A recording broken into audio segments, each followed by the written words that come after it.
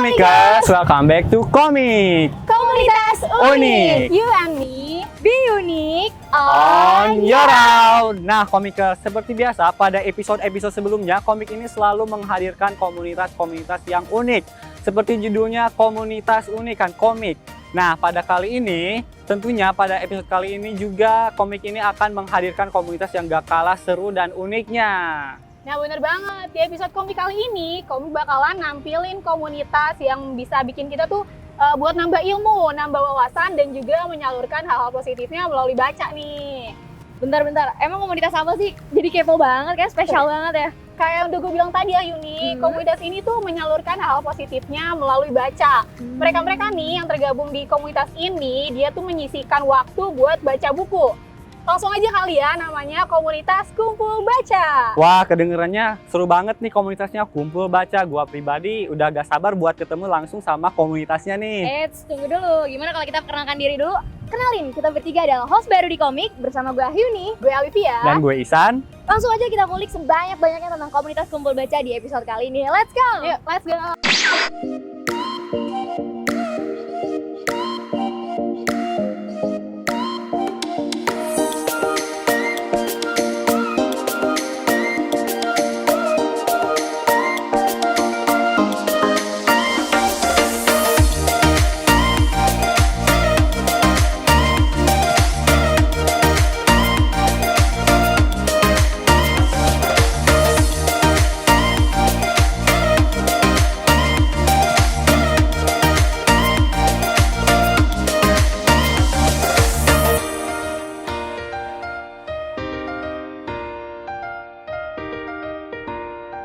Kira-kira boleh nggak dari salah satu kakak nih ada yang mereview gimana buku yang udah kakak baca dan menurut kakak tuh seperti apa bukunya? Ya kali aja kita juga bisa ikutan baca dan Iya, kali kita betul. tertarik buat baca Iya, bukunya. Iya, bener Kak, boleh sharing-sharing gitu. Boleh dimulai dari kakak Kakaknya yang tengah aja. dulu ya, kasih ini boleh deh. Maaf ya, aku tadi sambil makan. Gak Iya, apa-apa. gak apa-apa, santai Kak. Ya, jadi buku yang hari ini aku baca itu adalah CEO's Mother dari Peggy Puger. Jadi dia ini lebih ke arah parenting gitu sih. Jadi kebetulan emang kan nggak semua orang tua itu tuh keadaannya sama Bu Peggy dengan suaminya. Beruntungnya si Bu Peggy ini tuh mempunyai materi yang lebih banyak gitu ya, karena memang bisa dibilang dia itu cerdas dan pintar gitu kan. Jadi makanya dia dalam karirnya itu tuh melejit gitu. Dan dia mendidik anak-anaknya itu sama kayak dirinya sendiri gitu. Jadi kayak anak-anaknya tuh dia lesin ke berbagai macam kayak bahkan kayak Mandarin, bahasa Inggris dan bahasa lainnya. Jadi supaya anak-anaknya itu sesukses seperti apa yang dia sekarang gitu ya. Nah, dan semua hasil jeripayahnya dia sampai-sampai dia tuh bahkan gak dikenalin sama anak dia yang terakhir juga karena saking jauhnya si ibu ini sama anak-anaknya. Karena emang anak-anak itu sering banget belajar, cuma fokusnya belajar terus. Ya tapi ya tetap ibunya juga ngawasin anak-anak belajar gitu. Dan dari jeripayahnya dia ya akhirnya ketiganya tuh sukses semua. Bahkan dua anaknya itu tuh yang cowok, dua cowok, yang terakhir tuh cewek, yang dua cowok itu tuh dia bikin game developer gitu. Dan itu tuh berhasil masuk kayak 10 aplikasi yang sering diunduh di Indonesia gitu. Bahkan dia kayak mempresentasikan game ini tuh ke kayak profesor-profesor Harvard gitu loh. Yeah. Jadi kayak keren banget gitu. Menurut Kakak itu sosok seorang ibu kan di sana. Menurut Kakak sosok seorang ibu di sana bisa kayak diaplikasikan di realitanya gitu. Sebenarnya sih kalau dari aku kurang, karena aku sampai kayak agak kecewa dikit sama beberapa tulisan di sini, karena kayak aku bisa ngerasain sakitnya anaknya tuh gak kurang perhatian. Iya. Jadi pada intinya tuh kayak si ibu tuh pengen anaknya tuh kayak beliau. Iya, Kayak benar. pengen suksesnya tuh kayak Oke. ibunya tuh mikir kayak ini buat masa depan kalian semua gitu loh. Oh, iya. Tapi cara didik dia itu ya dengan cara membiarkan anak-anaknya tuh kayak belajar terus Explore sampai, sendiri. Oke. sampai kayak anak itu dikeluarin dari luar negeri gitu, kayak jauh dari ibunya gitu sih. Oke. Menarik sih, kayak Iya. Sun kayak bakal baca. Dari kakak Dari kakaknya mungkin. Ya, karena ini kan bulan cinta ya, sebentar lagi mau habis gitu kan, Februari. Dan ini ada buku dari Erich Fromm, The Art of Loving.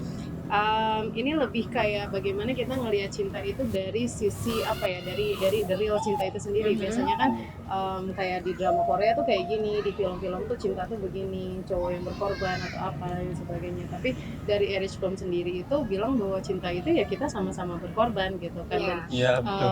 apa sih namanya, dan yang aku suka dari Erich Fromm ini ketika dia bilang bahwa mencintai itu lebih baik ketimbang dicintai, karena ketika kita haus akan dicintai kita lebih apa ya, lebih banyak tuntutan gitu. Aku tuh harus dicintai loh, aku harus begini, harus ini, kamu tuh harus ngikutin aku gitu. Dan Jadi egois gak sih maksudnya? jadi egois, betul. Dan Erich Fromm tuh apa ya, Bapak Erich Fromm itu bilang bahwa itu suatu bentuk keegoisan yang mana manusia butuh validasi akan cinta itu, padahal cinta sendiri itu kan memberi gitu kan, memberi entah itu pengetahuan, dan yang paling berharga itu waktu ke orang gitu kan. Terus dan yang aku suka lagi ketika Erich Fromm itu bilang bahwa ketika kamu mencintai aku, jangan buat aku versi kamu gitu. Dan mungkin ya itu ya, maksudnya kayak orang tuh mengekspresikan cinta itu beda-beda gitu kan. Ada yang lewat tutur kata, ada yang lewat act of service gitu. Dan kita bisa tahu bahwa love language-nya itu berbeda-beda.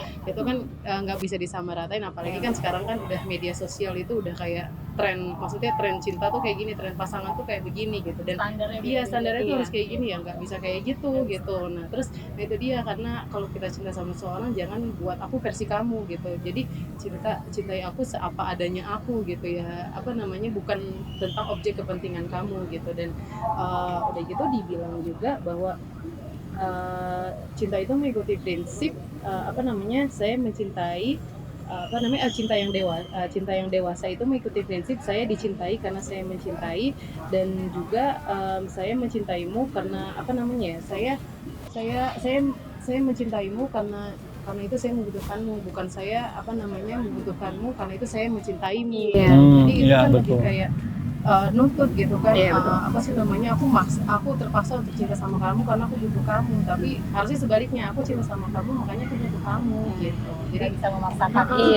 bisa memaksakan juga. Dan cinta itu bentuknya berbagai macam sih, karena kan kita mikirnya kayak cinta itu ya dari cuma dari apa namanya pasangan gitu kan, kita punya pacar, kita punya suami, tapi cinta itu lebih kayak ke ibu gitu kan, ke orang tua lah, terus dari itu ke sahabat gitu kan, maksudnya kayak kita peduli sama sahabat kita peduli sama teman kita peduli bahkan sama tugas-tugas kita pun itu udah termasuk bentuk cinta gitu. Kita nggak sadari gitu kan. Itu sih yang aku Gila lihat. sih, itu bukannya bisa kita bikin belajar gitu gimana dalam suatu hubungan gitu, yang baik kayak gimana.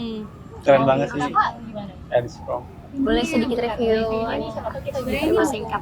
feminisme ya. Jadi kayak ini tuh dia awalnya tuh dia bakal ngejelasin kayak kalau perempuan kan dulunya awalnya kayak perempuan nih nggak usah kerja, nggak usah ngapa-ngapain di rumah aja. Ternyata tuh ada alasannya, karena dulu perempuan dinilai kalau misalnya dia melakukan kegiatan yang mengikutsertakan pikirannya itu bakal berakibat ke fisiknya, kayak dia bakal begini lah, begitulah. Terus ada banyak teori-teori juga terkait perempuan yang dia tuh penulisnya nggak bias gitu, dia kayak nggak ini teori ini salah gitu. Dan dia tuh emang bener kayak dia ngasih lihat kita ini ada teori seperti ini, terus nanti ternyata kita menerjemahkannya Seperti apa ya? Jadi macam-macam gitu ya isinya, isinya macam-macam, dan berfokus pada kayak perempuan, dan ada juga dia menyinggung laki-laki, kayak misalnya kalau perempuan diminta untuk seperti ini, laki-laki diminta untuk seperti ini, terus dia ngomong kayak laki-laki tuh biasanya kan lebih ke action, perempuan tuh lebih ke berbicara gitu. Lebih kayak kita tuh gimana jadi perempuan tapi nggak merendahkan laki-laki juga. Oke deh. Menarik banget gak sih bukunya? Ya, keren banget ini dari ketiga. Semuanya keren banget. Oke, makasih banyak kakak-kakak atas review-reviewnya. Kayaknya tertarik gak sih buat baca? Tertarik banget, apalagi yang ini nih. Iya, menarik banget sih. Erich Fromm. Oke, terima kasih ya. Makasih ya Kak waktunya. Seneng banget bisa kumpul bareng baca di sini gitu ya. Senang banget. Iya, paling dulu yang tadi udah sih makan. Yang belum. Kurang tema ditain. Benar-benar. Sama kacangnya. Halo teman-teman komikers, sekarang kita udah di lapangan Banteng, Jakarta Pusat bersama komunitas Kumpul Baca.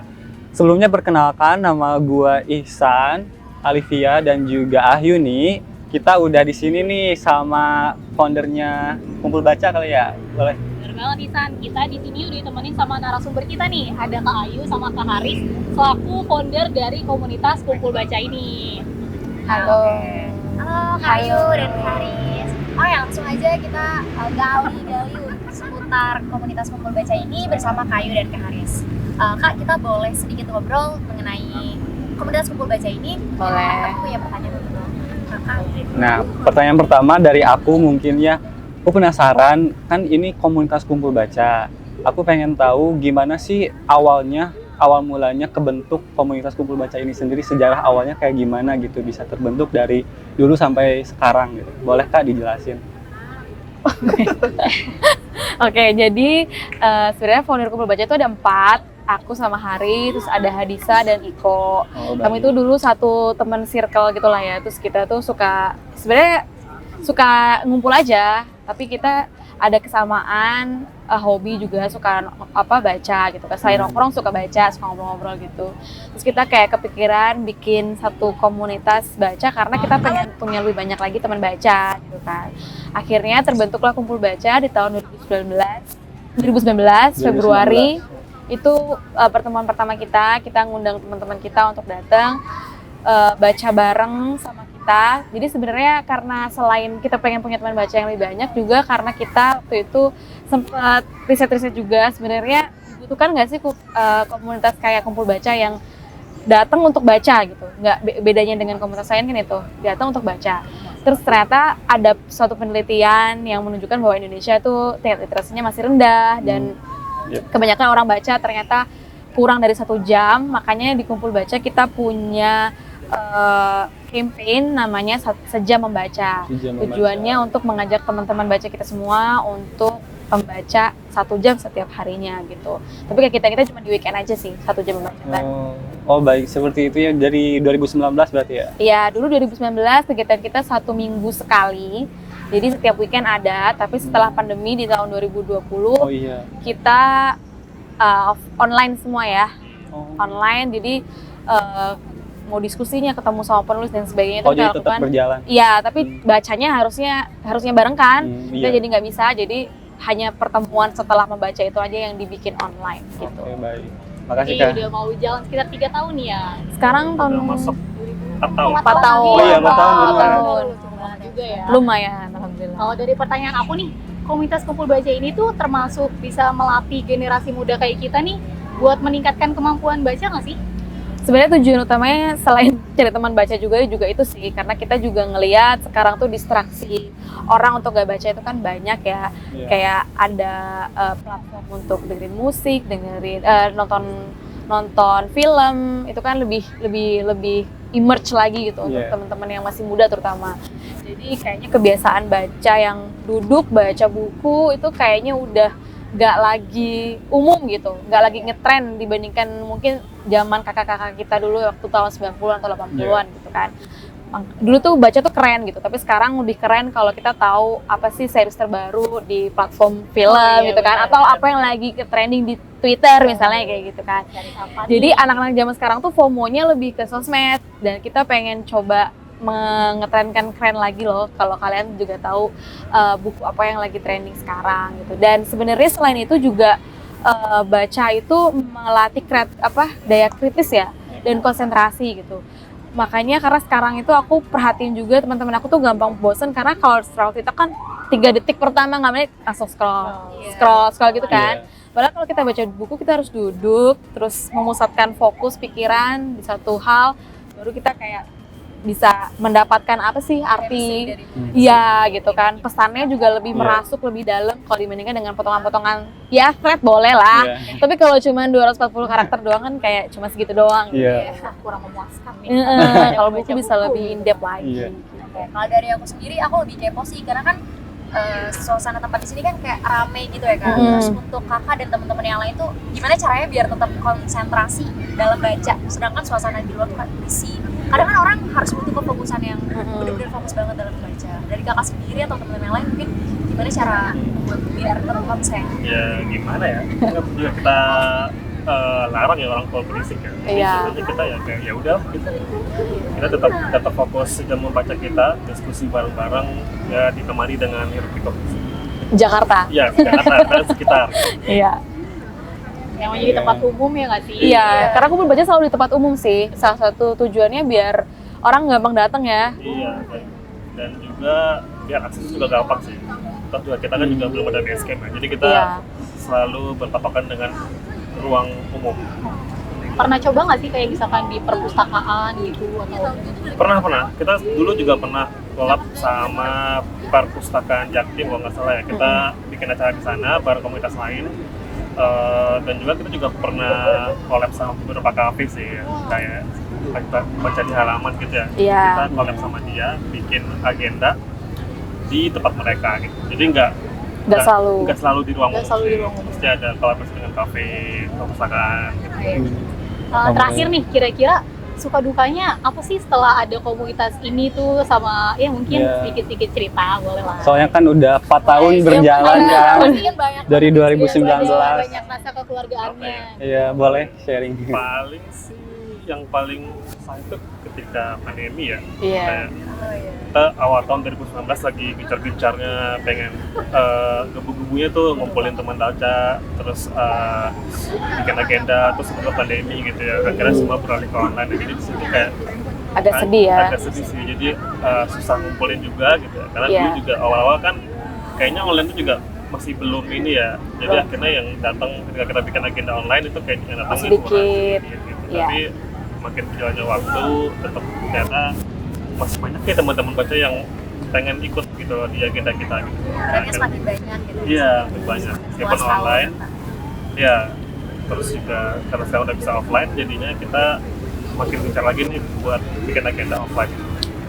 Ngumpul bareng Iya lagi. sih, tadi aku lihat juga ramai banget sih. Iya. Kayak Rame 20-an sekarang. Apalagi Sukanya ya. Kalau sukanya kita jadi banyak teman. Jadi tujuan awal kita bikin komunitas ini juga terwujud itu yang pertama. Terus yang kedua kita juga sebenarnya punya beberapa teman yang awalnya sama sekali nggak suka buku gitu kan. Terus tiba-tiba dia cerita di ulang tahun kuliah yang pertama ya waktu itu ya, dia cerita kalau dia bisa selesaiin 5 buku dalam 1 tahun itu. Jadi kayak itu adalah penambah semangat gitu. Jadi kalau pengen komunitas yang kayak gini, emang sebenarnya komunitas literasi kalau dibandingkan dengan komunitas lain yang aku lihat mungkin kayak belajar bahasa Inggris atau Iya. mungkin backpacking atau apa itu kan banyak banget. Literasi itu sebenarnya termasuk sedikit tuh dukanya itu ya. Meskipun 20 tadi yang datang, tapi termasuk sedikit dibandingkan komunitas lain. Ya semangat kami yang membuat dan menjalankan komunitas seperti ini itu adalah kedatangan teman-teman itu untuk mau baca dan sharing bareng sama kita gitu. Nah, seperti itu teman-teman komikers. Tadi kita lupa perkenalan nggak sih ke kakaknya? Maksudnya kayak kakaknya belum kenalin ke kita nih, ke komikers. Namanya siapa kak tadi? Nama aku Ayu. Ayu ya? Halo, Halo Kak Ayu. Aris. Nah, terima kasih banyak Kak Ayu dan Kak Aris atas insight dan semua pengetahuan tentang kita nih. Tadi kan kita nggak tahu apa sih sebenarnya komunitas kumpul baca itu. Kita mau kasih penghargaan. Apa ya? nih? Apa nih buat Iya, kita kumpul ada baca? kenang-kenangan buat kakaknya kak. Maaf. Kita mau serahkan dan ucap terima kasih Iya. buat komunitas kumpul baca, terutama buat Kak Ayu dan Karena udah terima kita nih biar bisa dibaca buku baru. Oke. Iya. Foto dulu nggak sih boleh? Oh iya. Baru boleh nggak sih? Rapat dulu ya kali.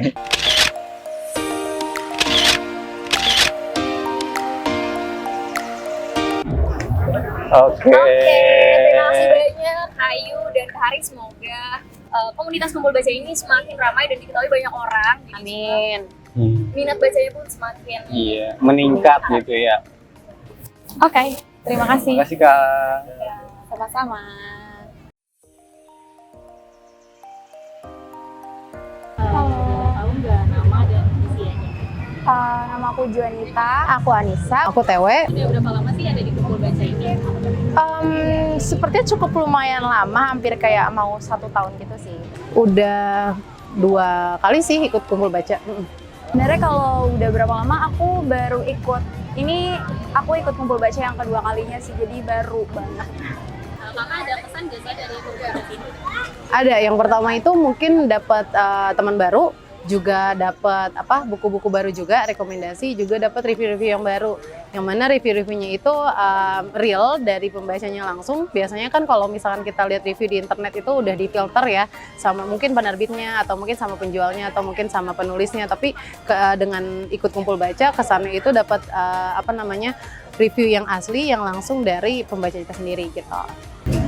Iya lumayan banyak karena emang pada dasarnya aku tuh suka kumpul bareng sama orang-orang yang sefrekuensi sama kopi. Jadi kayak aku tuh suka banget kayak ternyata di era sekarang yang kayak digital itu masih banyak orang-orang tuh yang suka baca buku. Jadi kayak aku tuh senang banget ternyata ada komunitas buku gitu. Jadi kayak aku masuk ke komunitas itu gitu.